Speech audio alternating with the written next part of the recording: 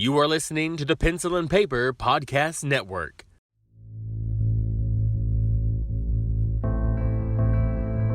You're listening to the Horror Ramblings Podcast, the show about all things horror.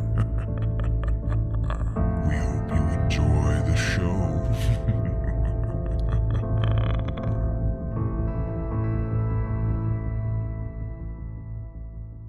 Hello and welcome to the Horror Ramblings Podcast, your thing for all things spooky. I am not your host, Lester Blosser, but his co-host, Stephen White. And you're probably wondering, well, why the hell is he opening the show? Well, it's because he is away. You see, you remember how you remember when then he was saying that I was off fighting,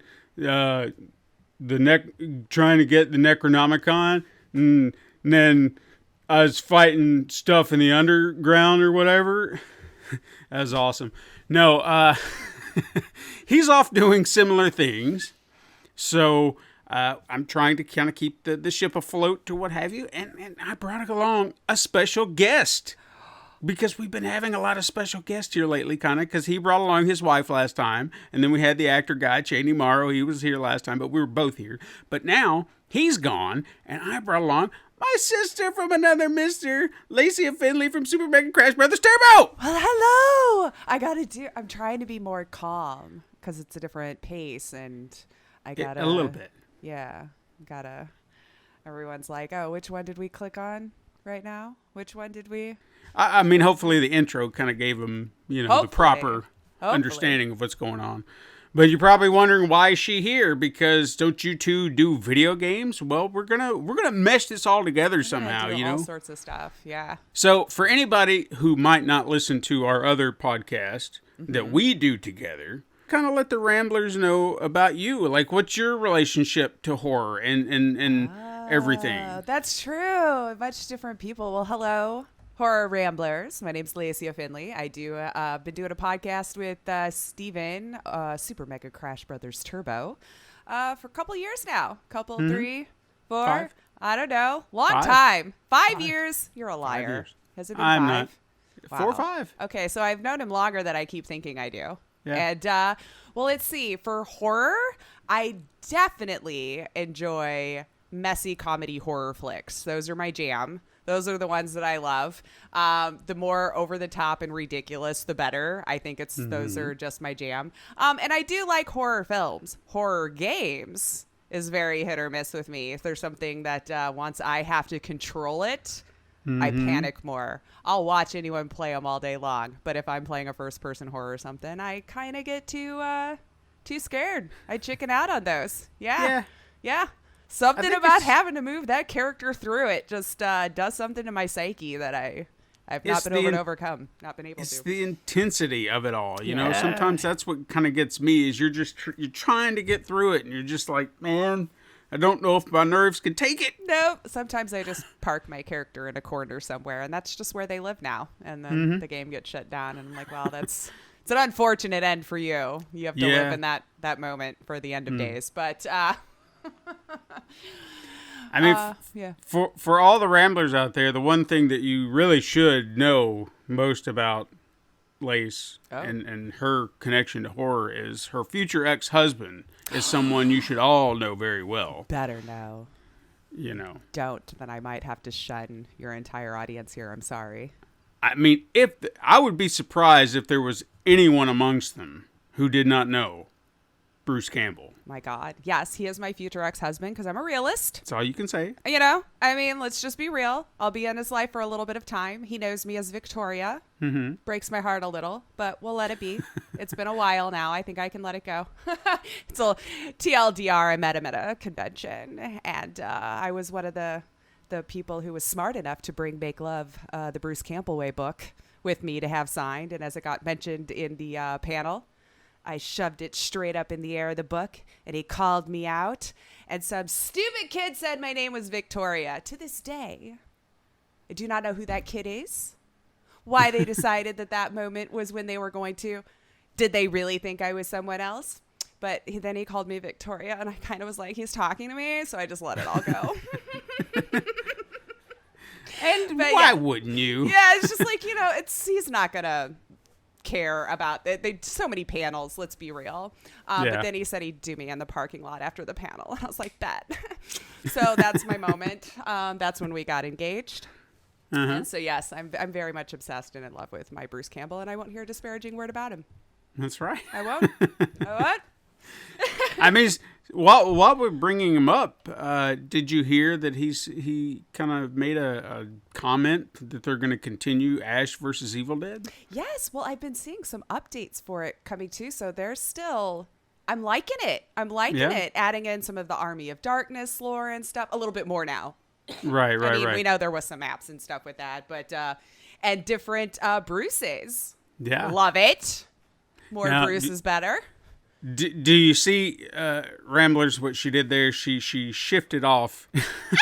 She shifted off because I mentioned one thing and she's saying another. We do this from time to time. You're talking about the game Evil Dead. I'm talking about Ash versus Evil Dead, the show. From Stars. Oh, what? No. Yeah. I'm a failure. No, it's fine because this almost seemed like fine. But go ahead. It felt like it was this off the cuff, under the radar kind of thing. But it's very interesting what he said. I guess they're going to possibly, or they are working on possibly continuing the series as an animated series. He said, I can do that all day. He said, Right. Well, with I was going to say, he's said so many times, like, I'm becoming an older man. Mm-hmm. I cannot keep getting blood thrown all over me like this, And Which is like, understandable. Well, okay, that's fair. Sure. Mm-hmm. Yeah. I mean, Sam has very much abused you over the years for my entertainment. And thank you. Yeah. Thank you.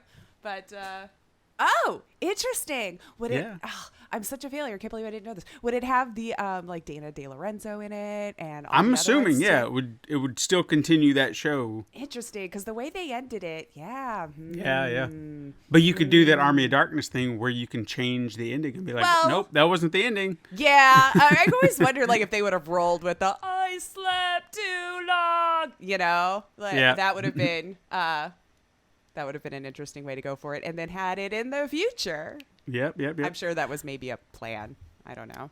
Yeah, perhaps. I mean, because to keep it in their hat for later.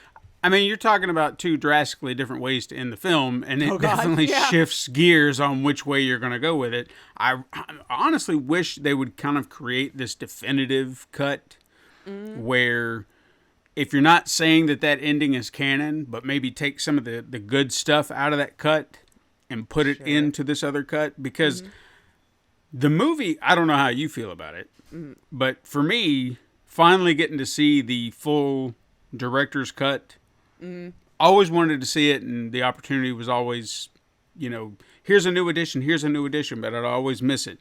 And I finally got a copy, and I finally watched it. That cut, I feel like it fleshes out the world better. Sure. And it does more for it, but the ending just feels wrong now because we know where it goes. Right. We And have another season. I don't know. Yeah. A continuation. However you want to see Ash versus Evil Dead. Right. Sure. But I guess at the same time, Ash versus Evil Dead, Army of Darkness is one of those like, we can't really mention it because legal stuff, but it kind of happened. I feel but maybe they've had that issue throughout their existence with these films, which is hilarious that I created this, I filmed this, by blood, sweat, and tears. Some of us even got no-noed from SAG being in it, but yet I can't continue on my story. So, it's just that one movie, though. That's what it seems like. The first one, to my understanding, which is why there was always that debate about Evil Dead 2. Was it a sequel? Yeah. Was it a remake? And they never really enjoyed publicly giving a definitive answer. So if you read the book, If Chins Could Talk, made it sound like there was the legal issues, Yeah. But if you listen to him in panels, he just goes, "What? I thought we were making a sequel," so just like his joke answer. So they kind of remade the first one because they brought you up to the point where he got hit by the evil. Yeah, that's what I was going to say. It does work as a sequel. You just kind of have to Like, here's your prologue, your real quick, because it Right. takes, 10 minutes? Yeah, just kind of, encapsulating a little bit of the first one, just to the point of what did happen to him at the end Yeah. when the door rushed open, and that was it. Yeah. So, to me, I look at it as a proper sequel. I mean, it's just one different way of And the laying it tone out. change, though, is what's also kind of made you wonder if you weren't in the know. Yeah. Because the first one really did feel more tense horror. They were trying to be, and then to go slapstick comedy. I love it. Don't get me Yeah. wrong, not judging it, but it's such a tone shift also that I stayed agree. with the, so yeah, I kind of feel like they were remaking it for that purpose, and because they probably weren't allowed some of the stuff from the That's first true. one for whatever reason. I say let them have it. Stephen King gave his seal of approval back in the day. No, that goes Yeah. to them now. But what do I know about legalese? I don't know. No, yeah. Indie horror and legal, I know that seems to be a boon for a lot of them, especially when you look at Friday the 13th Yeah. now. And the garbage it's going through. Granted, that's not I think that's settled corporations. now. Yeah, It where they're is, just but- like, you keep it then and make whatever. And They've got it split up from my understanding. It's like Sean Cunningham can do something and Victor Miller can do something. But what the well, What why the fuck doesn't is he just Victor have Miller rights gonna to do the with one it? that he actually wrote then? That was the one that I got confused about, because, and then correct me if I'm wrong, this is trying to go from my memory, but wasn't he the one who wrote the very first one? That would it be reflective of the one that we know and love, or more iconic Jason? Right? Victor Miller. Hockey mask Jason. Yeah. So Victor Miller, he wrote the script for the original film. Right. That's it. Which does contain the creation of Pamela Voorhees, Jason, but he did not create the hockey mask slasher Jason that we do That know. everyone's using, basically, Right. and relates to. Right. Okay. And that seems to be where the disconnect is. It's almost as if the court said everything contained within the pages of the original script, Victor Miller owns that. Okay. The slasher character Jason that wears the hockey mask and everybody knows, Sean Cunningham, you have that. And then it gets into some muddy water because it's like, okay, so can we use the Camp Crystal Lake? Can we use Sure. the mother because he technically created Pamela? Oh man, Where's made a the mess of this. line? So When they probably could have come together and had some sort of conversation and made an agreement moving forward. Maybe they tried. I don't know. I didn't dive into it that deep. I just remember we wanted to try to play the game, and Fear the Gun was just having a rough time of it trying to get it going. And then I don't blame them afterwards. Like, you know what? I don't. No, I mean, why that's- would you? Yeah. That game had so much potential. And granted, we get to see what they're doing with it now with Texas Evil Chainsaw. Dead, honestly. Oh, well, 'cause- that too. But I mean, Yeah. I thought you were talking about Gun, because I know they're working on Texas Chainsaw Massacre. Oh, yeah. And but that's true. Yeah. So, I mean, it was both teams did like half over here, half over there. Did Ilphonic? Who's doing Evil Dead? Ilphonic was definitely involved in Friday the 13th. Yeah. Evil Dead, Saber Interactive. Oh, Saber. So And they did Is Ilphonic in Texas Chainsaw Massacre too? Now I have to no, look, 'cause I don't know think Gun's so. the publisher. Yeah, Gun's doing that one. Oh, are they developing it too? I could be getting I confused. feel like they were. I follow Wes and all of them, but maybe We'll have you're to look right. into it. Yeah. I don't know. See, I know, But I and know all it's of you Saber listening. for the Evil Dead one that we know right now, and then Ilphonic Right. for Friday the 13th, and then Texas Chainsaw TBA when we study and look. Yep. Okay. So, but guys, you came here for horror, and we're Yes. talking horror games, so it's all there. I'm sorry for I'm getting into trying to our do own my part. shtick.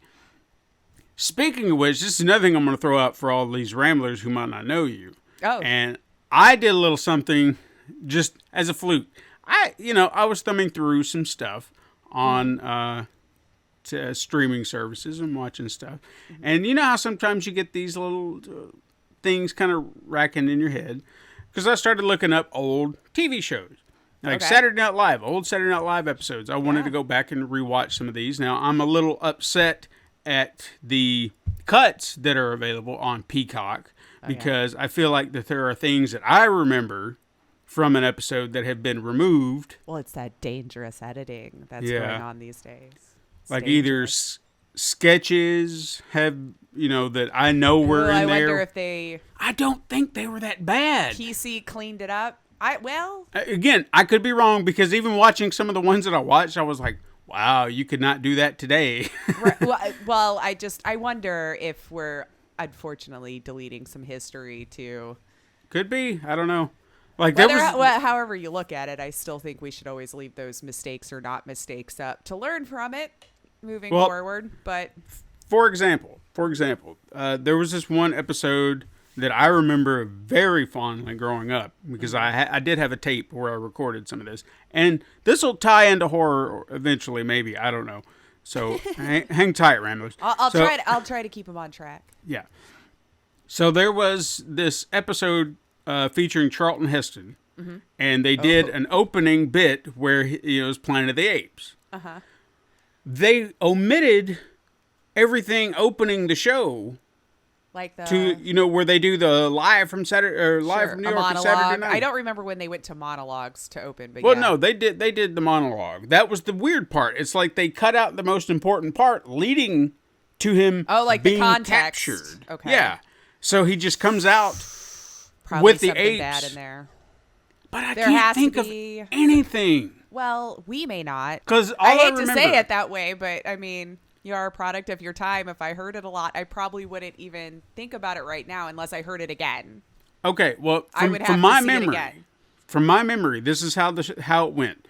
He's in his Charlton Heston's in his dressing room. Guy comes in, says 5 minutes to show. He goes and sits down on the couch, kind of does like a recording, a la Planet of the Apes. He passes out. He wakes up, and then of course everybody around him is now in the studio is now an ape, and he's freaking out. And they're chasing him, and he goes to the stage, and he finds all the other cast members locked up.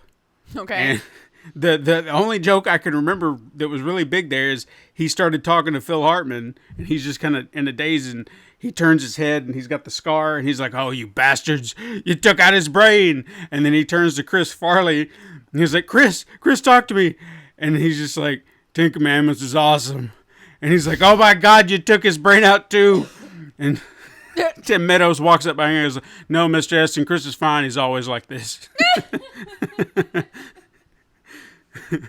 Oh, and the more that I want to add to it, but I won't. Yeah. Like in my own head now, because I'm also a little evil. But yeah. But I don't remember anything bad. I know. But there was another sketch later on, and maybe this is offensive to some people. I thought the damn thing was hilarious. He was a bag boy at a grocery store. Okay? And he comes off a little senile. So people are talking to him, and he just seems like he's a little off. And then a guy over the intercom says, "Price check for a head of lettuce." And he's like, 13 cents. And the manager walks up and is like, "What are you talking about? Head of lettuce is not 13 cents. He's like, "Oh, yeah, I'm getting forgetful in my old age. Sometimes I think lettuce is 13 cents. Sometimes I think, a gallon of milk is $20. He's like, "And sometimes I think about what it would be like to crawl into a man's house and beat him to death with a shovel."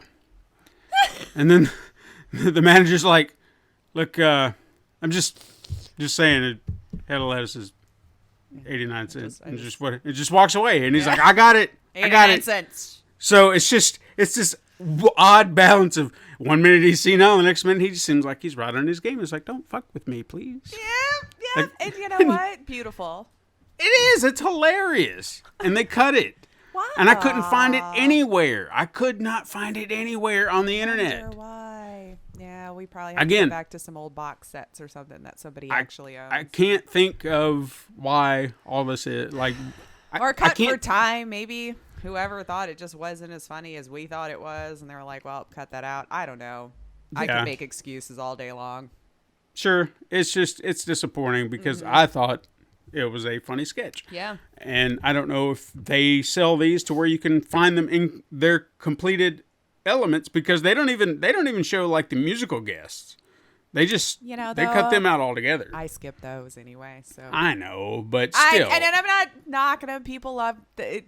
Fine. No, I'm just there for. I usually watch the monologue, maybe one skit, Michael Che and Colin Jost because I do enjoy them together for the news thing. And then that's about it. I kind of skip around. It depends on who the host is. Right, but it's that oddity, you know. It's like, well, I want the full episode, and then I can skip what I want to skip. Right? You're making me watch commercials anyway. Yeah. Anyway, horror stuff though. Horror stuff. We'll get to that because I got one more because I was leading to somewhere with all. Oh, this. Sorry, he had a segue. Yeah, no. Sorry. But as I was doing that, you know, this because I was on Peacock and I'm not on Peacock very much, and then you know, sometimes it shows you something. And it's just like, you might like this. Oh yeah. And it was this show. Stay there. It's this show that I've never watched before, but I know somebody that's been in the show. It's this little show called Chicago PD, and I was like, you know, there was somebody that I remember being in this show. So I did some digging, and I found that episode just to watch that one scene. My 30 seconds. And if I could show you video of me watching that scene, I had the biggest smile on my face. Aw. Because I was like... They let me do the fight and everything. That was all me.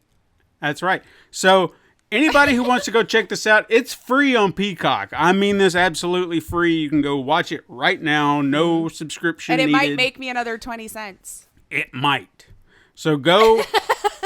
Episode 13. I still get some like $10 checks from that episode. It's hilarious. That's good. That's awesome. You know, it's dwindling for sure. We're probably wrapping it up on what I'll get out of it. But if nothing else, I got you another 20 cents or maybe, whatever you get out of it.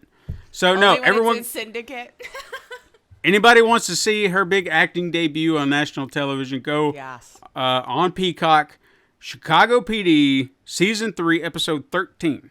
Oh, see? I only remembered it was called Hit Me. I didn't remember what episode or number or anything like that. So 313. I should remember that.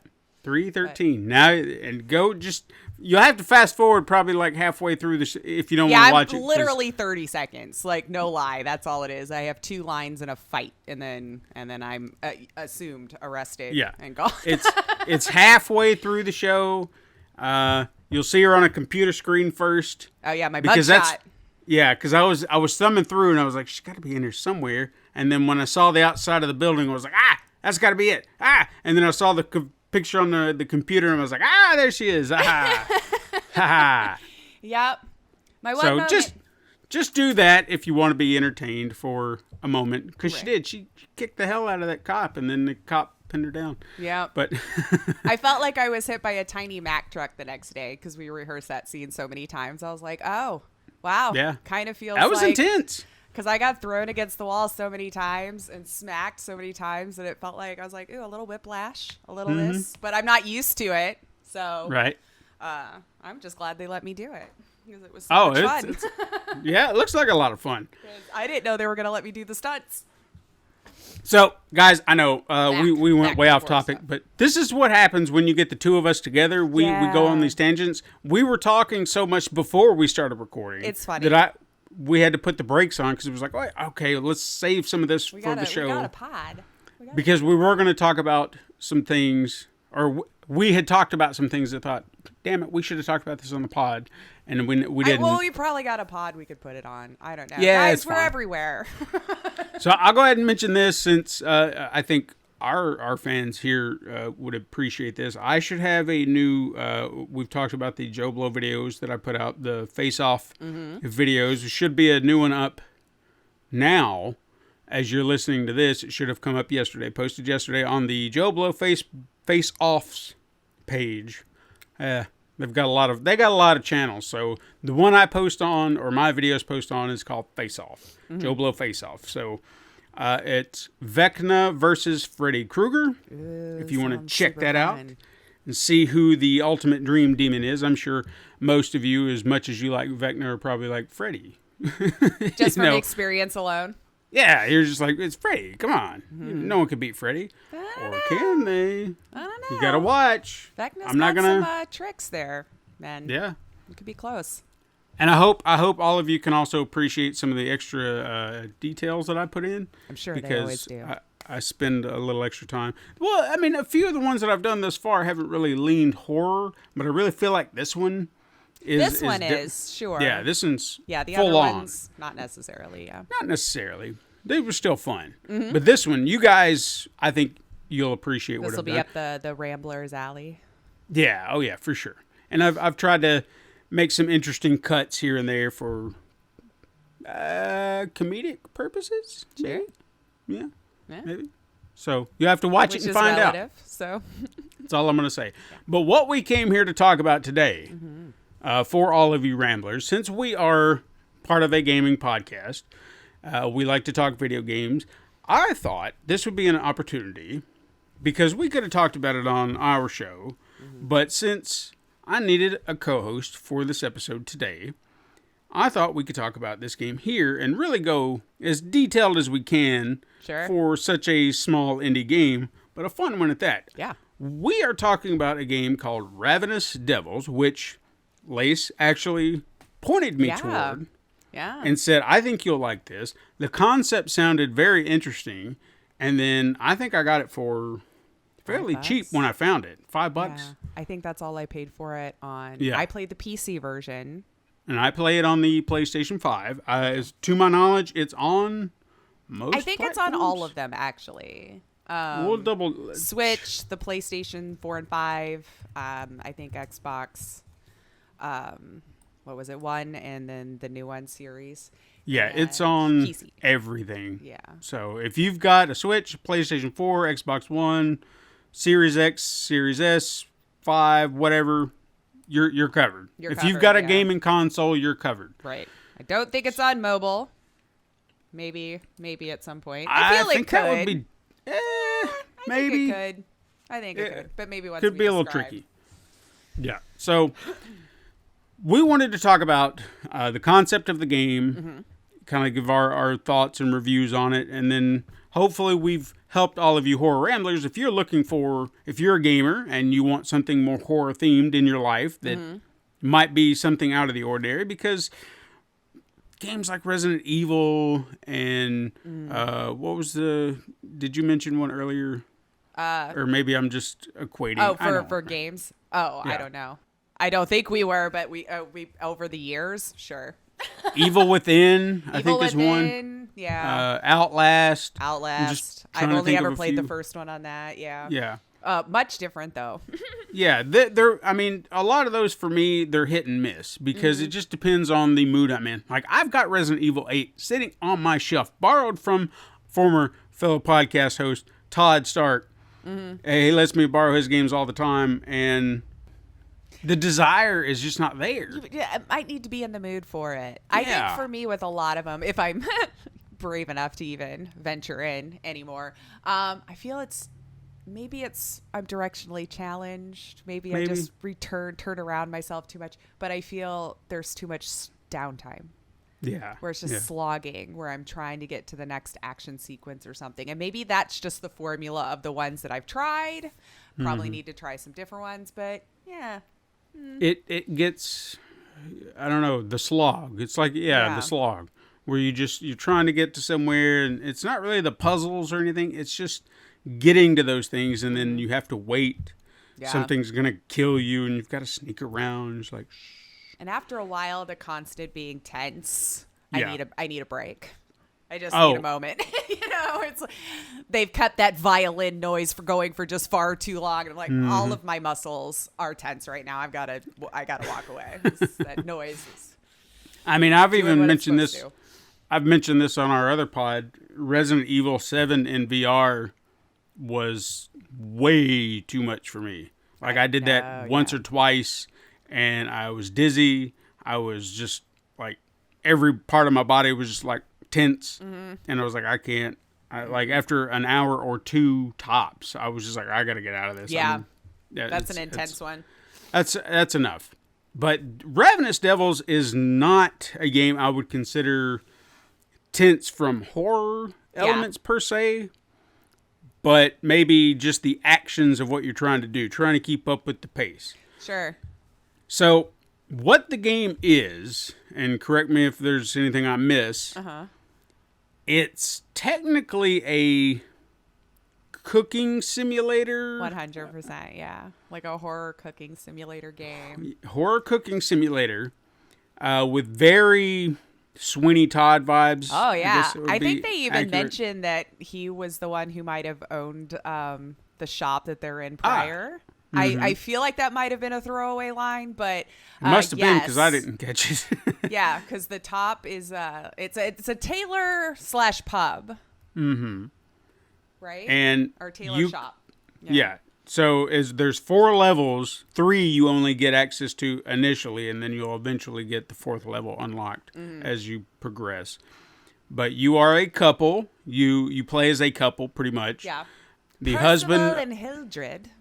Percival is the town's tailor, making fine clothing Very for good at everybody. it. Yes, you want And his then clothes. His wife, what was her name again? Hildred. I believe. Hildred. She is the cook. And the process in which you play the game is Percival will help fit clothes, Oh yeah, you come in for a nice little fitting. You want some new threads. You know. and then he'll stab said customer, and then throw them down Down a the hatch.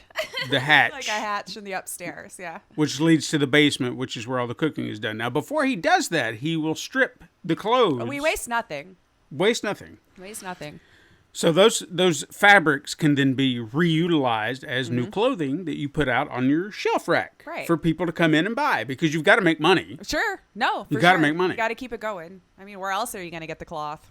right? Right. Meanwhile, Mildred or Hildred, I don't know why I said Mildred. That's more typical. Yeah. that you would hear. We'll call her Hildy. Hildy. That sounds. There you go. Meanwhile, Hildy will take the bodies and grind them up into meat patties or sausages or whatever. steaks. Because steaks. You do These unlock are things. these things that you go. Yeah. As you go. Yeah. You have upgrades that you can buy for your kitchen. You can even get your cat to go hunt you some rats. I mean, you got to have filler meat every once in a while. Sometimes it Sometimes helps. people don't come in as often as they should. So you cook the meats. You have recipes Yeah. that you can cook. Sometimes you can just cook a plain old steak. Sometimes you can maybe a meat pie. Right. Maybe Get some flour. Maybe you start growing some vegetables. Yeah. And then Making these wonderful little dishes. You can have all these dishes set up on a platter up in the pub where Sure. people can come in and just buy them straight from to go. the rack, to go. But then you can upgrade your pub into a full-on restaurant in which people will then start ordering food, Yep.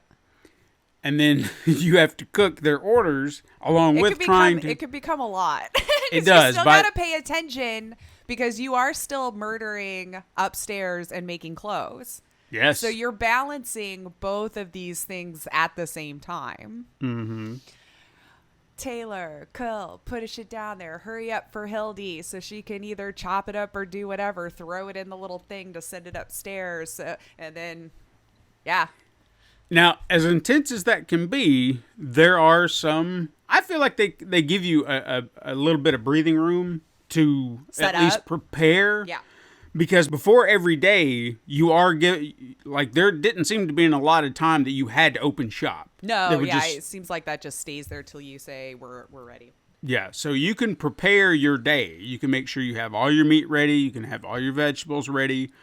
So you're prepared for when to open the shop. And you've got all your suits As long as set you up. have enough ingredients and everything to fully stock, yeah. And that's where it gets intense, because as you progress, I remember having so much meat at first that I didn't really know. Like, I was constantly keeping stuff on the stove, constantly keeping things going. And finally, toward the end, it was a struggle to keep meat. It really was. Yeah. Because there were so many people coming in, and they order these big meat platters. That's a recipe, by the way. It's a meat Yeah. platter. It's like one of each piece of meat. You got to go put it, and you can't just collect it all at one time. Like, No. you pick up one thing, you put it on the plate. You go pick up the other thing and put it on the plate. I don't know if that was gameplay design to make it a little bit more of a challenge. I think I it would have would- appreciated maybe grabbing or unlocking the ability to grab 2 ingredients at Sure. a time or something.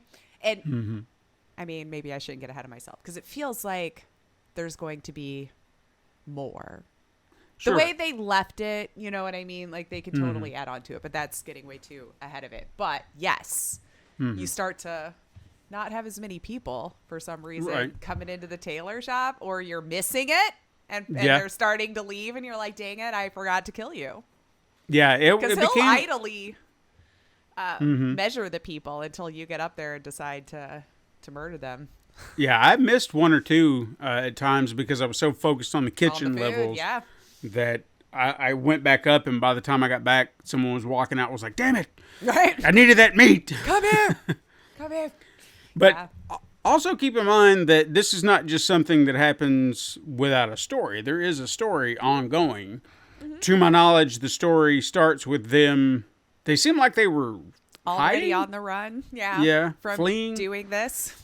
And they were trying to blend into this new society or this new town without, you know, Kind of a raising higher society, suspicion. I guess. You know, more But money how do you- affluent area. How do you do that and not raise suspicions? People go in and they don't come out. I You wondered know? that too. Because that's a lot of people we're not letting leave. A day, Yeah. 7 to 8 people just gone. I mean, speaks a lot for the society they're in, I guess. If everyone's like, it's been a suppose. couple days. Well, we're not worried about it, you know. Till everyone's other shops start shutting down because nobody's showing up to work anymore. Yeah. But we're fat and happy. And people love some. They love their. She's a good cook, man. She's a good cook. She knows her way around the meat slicer Oh yeah, and people will come in daily, groups all day long. Once you're good and get going, it's a revolving door.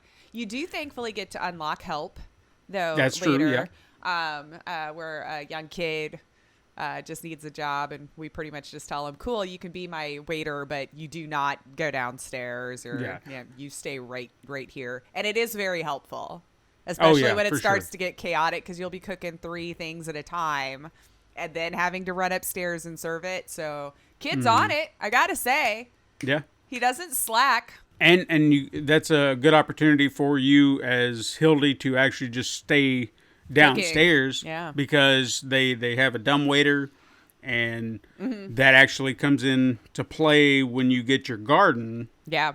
because the dumbwaiter, then the husband will actually cultivate the vegetables. Which is where you start to, do I want to use my bodies for meat, or do I need it for fertilizer? Right. Because- And then you have to start playing that game. Yep. And I ran out. Sometimes Yeah. I didn't make the right call. Sometimes I did not. It gets tricky because you think, because I even had this problem too when it came to the vegetables, is I think I had cultivated like a large amount and thought, all right, well, I've got that stashed, and I'll let that kind of run down, and then I'll eventually go get another body, and I'll try to keep it, paced out proper. Yeah. And at first, no one was using the vegetables. It would be a rare dish or two that somebody would want an egg or a tomato or an onion yeah. or something like that. And so I was using them sparsely. Okay. Then suddenly, as I dwindled down, that's when everybody wanted vegetables. And then it was like, oh, whoa. Wait a now minute. I gotta do this and I got to do that. And it Yeah. just became a hassle trying to manage it all. Yeah. But it sounds chaotic, It can be, though. but it's so fun. It really is. I mean, once you find your balance, you can find how to manage it. Because I honestly feel like that time before, at the beginning, that helps you find your footing. You're trying to think, okay, what do I need to do? Always have your cat going out looking for rats. Sure. Well, I think you don't get the cat, I don't think, right away, though. No, but I think that you comes don't really in the need it. story or something. It took me a minute to realize what benefit the cat was. I just saw the cat downstairs. Okay, cute. Now I have an animal. Didn't realize I could pet them and Send them on their way. Yeah, maybe get a couple of free pieces of meat. And that's the best part about it, is I kind of kept the cat going for rats. So to fill up the trays, up For top. the stands, so, yeah. So it was like rat skewers. There you go. There you go. It's a Little quick, snacks, little appetizers, yeah. little quick thing you grab, you send up, and you're good to go. Uh-huh. And that allows you time to focus here. So you can get up to 3 stoves. You can get up to, you've got 3 trays. Counter spaces. Because all of that you have to unlock too. Yeah, as chaotic as we're making it sound, it can be a lot of fun if you enjoy these types of games. Right. Like, if you really ever played a lot of time management games, it kind of is reminiscent of like a Diner Dash. Sure. Maybe. But, adult version. Yeah. And it's got that 2.5D style that I enjoy too. Like aesthetically, I think it really helps the feel that they're wanting you to get out of this game. But the sound design, oh yeah, we got to talk about that sound design because that actually got to me a bit. a little bit, yeah. The It was bone grinding. Yes, because you're throwing the full humans in this meat grinder. And then you've got to, sit there and grind it up. And it sounds like you're grinding up a human. Or what I would imagine it would sound like. I've thankfully never heard it. But the steak, that was the one that got me that I actually couldn't stay down there and watch her clean up. Yeah. And that takes the longest. It does. Well, so hacking the arm off, hacking the stomach out. And that was right when I went, I have to go check on the hubs now and see if we have some clothes to make. Maybe. So yeah, it does not skimp on the gore. No. So if you're looking for something gory but kind of tongue in cheek, this is it. Yeah. And it doesn't ask a lot of your time. No. I mean, it's one of those you can easily pick up and play for a little while. You can put it back down. I think I played it over the course of a couple of days. Yeah, that sounds to about completion, but it wasn't like long sittings. It was just like I'm going to take about an hour or two here, hour or two there. And that was nice because I wanted to come back to it, Yeah. I hadn't burned myself out on it. It was just like, all right, I'm ready. I got this today. Where am I at? What am I doing? And as I've said several times thus far, that little amount of time they give you, the prep time, really helps out because it allows you to kind of plan your day. Yeah. You can have everything set. You work in a restaurant, you show up early to prep. Yeah. You got to get some food ready for people when they come in. And trust me, you need that prep time. Don't ever open your doors. I didn't really do that the first couple times and realized very quickly that I should have been paying attention to that moment that you don't have to open right away. Yeah, the prep time can save you. And even in the worst days, like no matter how well you've prepped, once you start getting a customer base come in a lot. Yeah. Because I feel like right at the end, I started getting bad reviews. And that's another thing too. Your restaurant is kind of being based, so you're making money. That's another thing to kind of keep in mind here, because we've probably not mentioned it, but you are making money. So for everything you sell, for every I'm sure item like of clothing and the food, right. So like rat skewers probably don't make a lot of money, but that's true. You can make some of the bigger dishes, but they're quick. At least people will leave happy and full. Right. Yeah. So you have ways of creating, a good customer base, how quick you get your food out, how well you get your food out, and you even have a deterrent, which I did like. So say you're trying to work on multiple dishes downstairs. If the table starts to get restless, maybe you've fallen behind, you can't get that. If you've got a barrel of ale set upstairs, the boy can go give them, buy you a little time. If he gives them a jug of ale or something like that, it reboosts their patience. Yeah, their patience goes back up or something. Yeah. So that then in turn gives you a moment to be like, okay, that bought me a little time. Now I can get that food up there. They're going to be happy. They're nice and inebriated. Drunk. Yeah. Just keep drinking. We'll get your food eventually.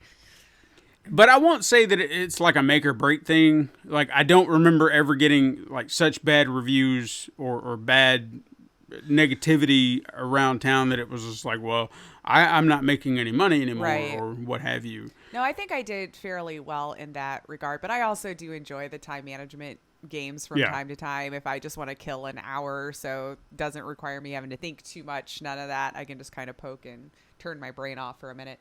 Right. But yes, if you started to fall a little behind though about paying attention to upstairs, that's where it'll get you, because that's how you're refilling your source.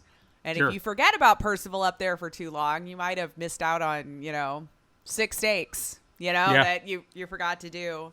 Because I don't think we mentioned too, because he's got a whole routine also, because once you kill the body and throw it down the hatch, you've still got to clean up after it, take the clothes and make the shirt, and then remove the shirt once you're done, and then move it to the front, and keep that fully stocked as well once you're getting busy. Because that also gets paid off too, because if you don't have clothes out there and someone comes in, not all of them will come in there for a measurement, luckily. Right? I did panic at first when I saw people in the shop and I had a victim. I'm like, do I do this right now? Is this going to be, let's see. Let's see, But if you don't have clothes out there and they come in, they will walk out angry if they don't see anything. So that will in turn cause you to lose people. You have to lose money. So you have to be very cognizant of everything, but it's just so wonderfully macabre. Yes. It just... Well, taking that and putting it in a completely different setting, maybe that concept, and made it their own with this horror and such great art design, sound design, such a silly storyline, because there is a story. I mean, and again, I think the way that it ended was leaving open for some DLC in the future. And I would gladly pay them another $5 for more of that. I could see where you could keep going. I can already see how you could add more elements to make it a little bit more chaotic. Different ways we're hacking up these humans for different recipes and stuff. Just a little bit more for you. Why not? Maybe storage. Yeah. Because, I mean, they kind of, I thought, were hinting towards it, that we would be able to kind of just hang some bodies for storage for use later. Why not? And maybe that could be an added element. Yeah. I tell you what, if they wanted, maybe not with this one, if they wanted to make a sequel, expand on it in a way to allow 2 players. And Because I thought about it, I was like, would 2 players make this too easy? Probably. And I think it might. But depends on what more added elements you would add for each player. Exactly. You would have to give enough busy work for each one, of course. Right. Because I feel like Percival, he's not as busy as Hildy is. Not by a damn sight. Because you have to be on top of his stuff, but you can keep... Where it got more chaotic was when we had to start growing things. Yeah. So it was even balancing... that, you can kind of keep that going. I feel like his main goal needs to really be focused on getting bodies. Right. You need to provide the food. Yeah. Yeah. So keeping shirts on the racks, it could be a lot more difficult, but it always seemed to be lower priority to me.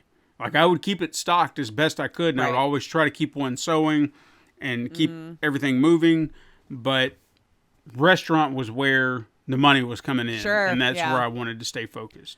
So for a 2-player experience, yes, I would agree there needs to be some level of giving him more to do, another focus, so you can keep the balance going like you do in some game like Overcooked. Yeah, I was going to say both of you are moving out. You need to work together for that to Exactly. So one person can be like, I need meat. And then it's like, I got a body coming, come on. I'm trying, man, I'm trying. The chaos. I mean, just think about it. It would be, I think it would be fun if they could just find a way to balance out the elements a little bit. Because right now, I don't really feel like this one could work. Not as it sits. I think it would end up being too easy. Yeah. Yeah, for sure. You need a bit of that chaos a little bit. And I really hope that everyone listening is intrigued by this, because I would not have sought this out. Right. You know what I mean? You have to, especially, maybe the reason why I brought this one up to you, because I don't know that I would have necessarily come to you with a time management game or something like this, but the setting and everything around it was so fairly unique that I thought you would. So just think like we were saying, a 19th century London, you know, a Sweeney Todd era for sure. You know, they talk about some dude that had a barber shop here once before. So I just assumed that was probably hinting towards him being in there. And the way you ingratiate yourself in society. Yeah. Because we're, It's just- not playing everything clearly above water, you know, and other people that we might meet along the way that might need to encourage you to be a little bit more heinous. Maybe. And I think what you're taking the design, the era, the tomfoolery of the entire storyline, just to make it that way, but it's intriguing. And the sound design from a horror lover's aspect, I feel that might be something you would enjoy as well, right? From a horror aspect, that sound design, just really hearing that crunching, and she's just having the greatest time hacking this whole thing up and talking about it like it's nothing, you know? So maybe if you can put yourself in that headspace of all of these elements around for a unique 5 hours of your day or something, you know? Oh, yeah. Our horror audience, fingers crossed that I'm correct about this. We may have hardcore gamers. We may have casual gamers. And you may not at all. Yeah, you may not even. Or care we about may games. not at all. Maybe somebody who's like, I don't know if gaming is right for me. I feel like this would be, as a horror fan, anyone could appreciate what this game is doing. What they did, and it's simple. It's easy enough to pick up and figure out. They ease you in. I will say that. They do a good job of teaching you. Right. You're not going to feel overwhelmed immediately. They're going to say, here's the process. You essentially grow your business. Yeah. Over the time. So don't feel like that all these changes are going to come at you just out of the blue. No, they implement it, I think, at a very nice pace. Right. To where you're doing this one. So let's just keep adding a little bit more here as we go on. Because each day is 10, 15 minutes. Yeah.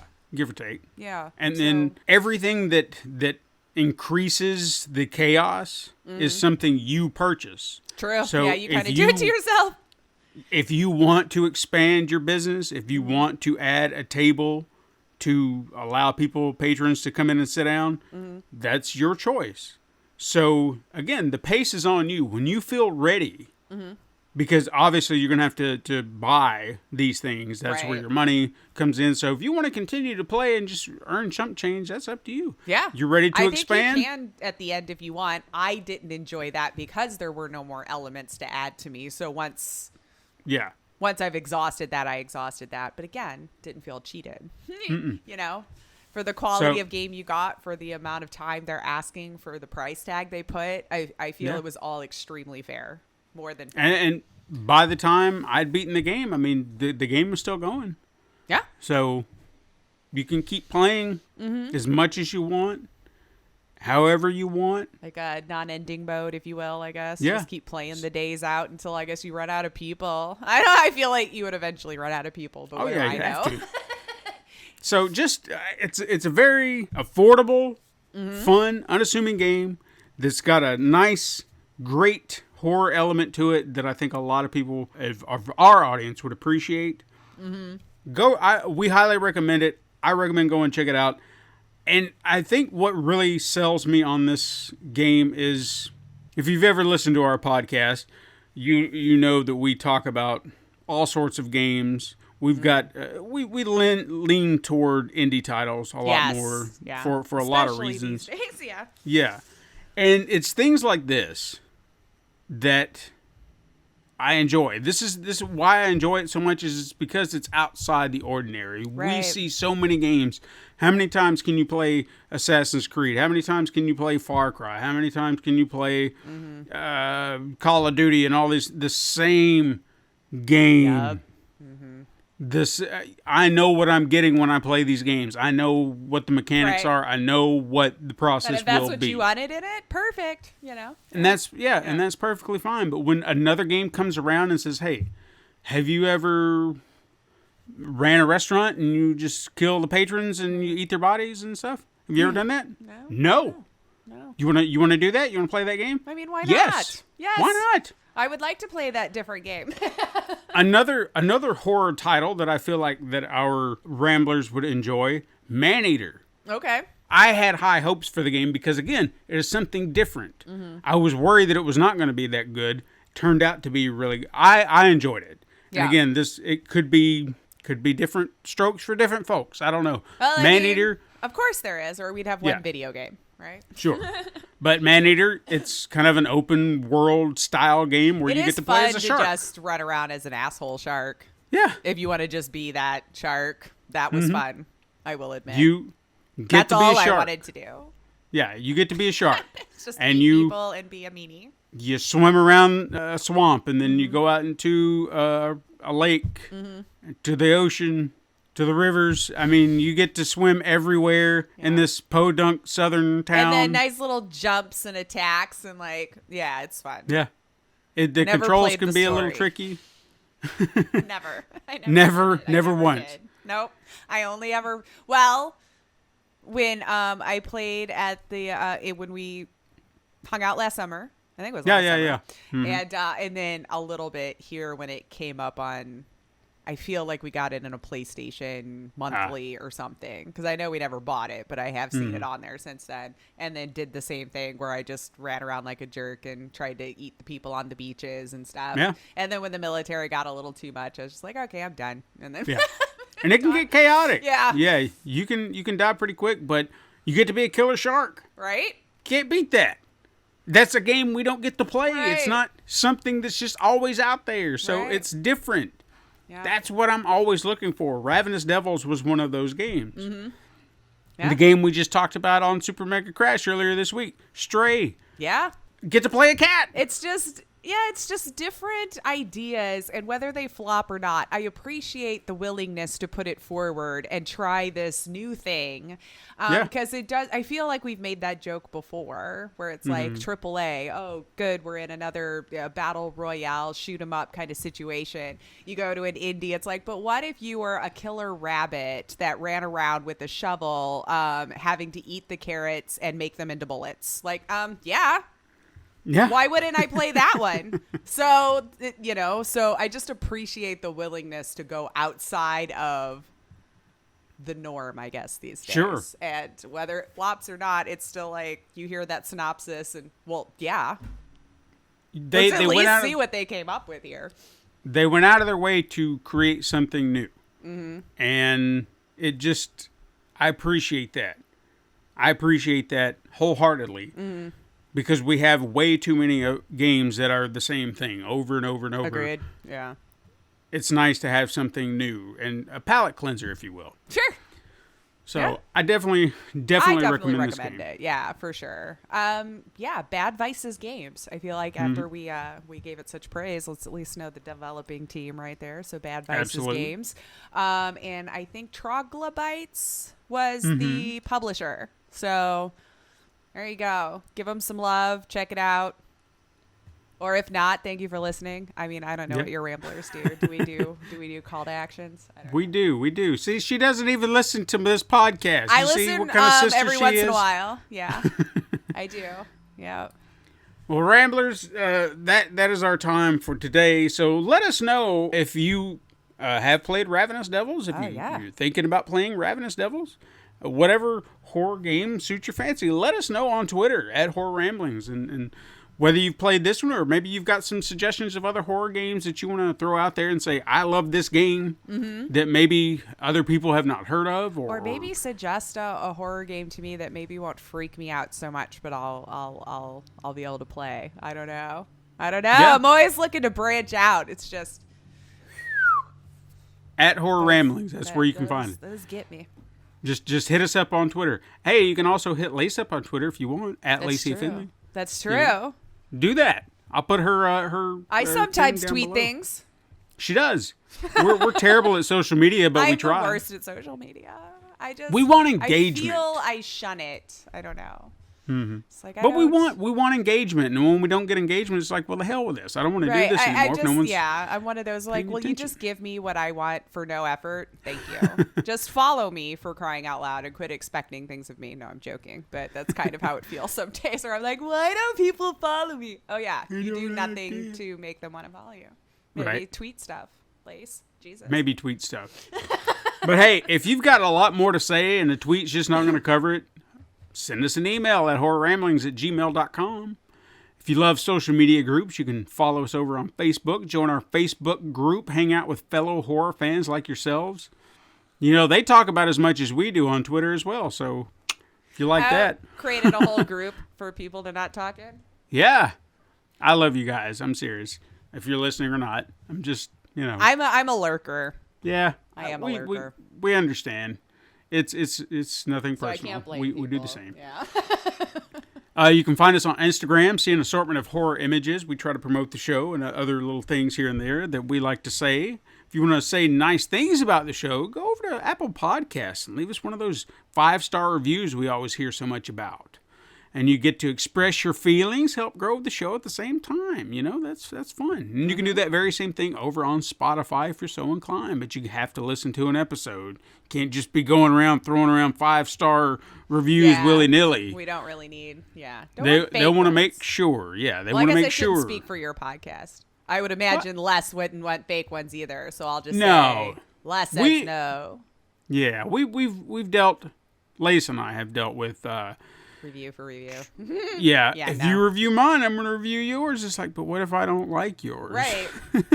Right. And I don't want you doing that for me. If you don't like it, don't give me a 5-star review. Right. Be You could honest. just not then. Yeah.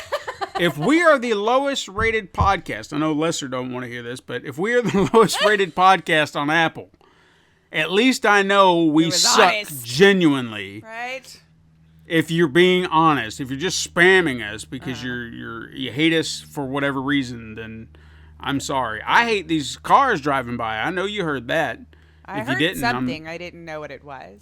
It's a loud ass stupid road. Anyway, hey, why don't you tell your horror fans, your horror fiends, your fellow pals who love horror just as much as you do to search for Horror Ramblings on their preferred platform?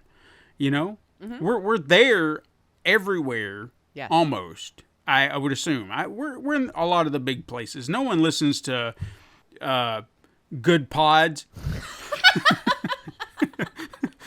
I don't know. They send me emails all the time. Maybe they do. I don't know. They do. I bet 3 people just went, you know what? Delete. Delete. That are on Good Pods right now. Hey, you know what? If Good Pods, if you're listening, sponsorship, dude. There I mean, you go. We help can us be out. bought. We can. But if nothing else, you can keep up with any and all things at pencilpaperproductions.com/horror-ramblings, and links are in the show notes for your convenience. As always, stay spooky out there.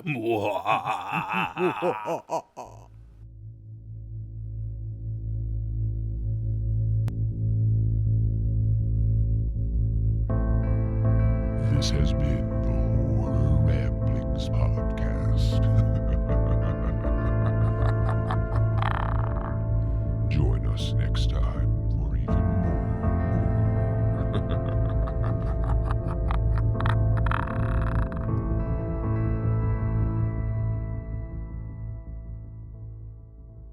This has been a Pencil and Paper Podcast Network production.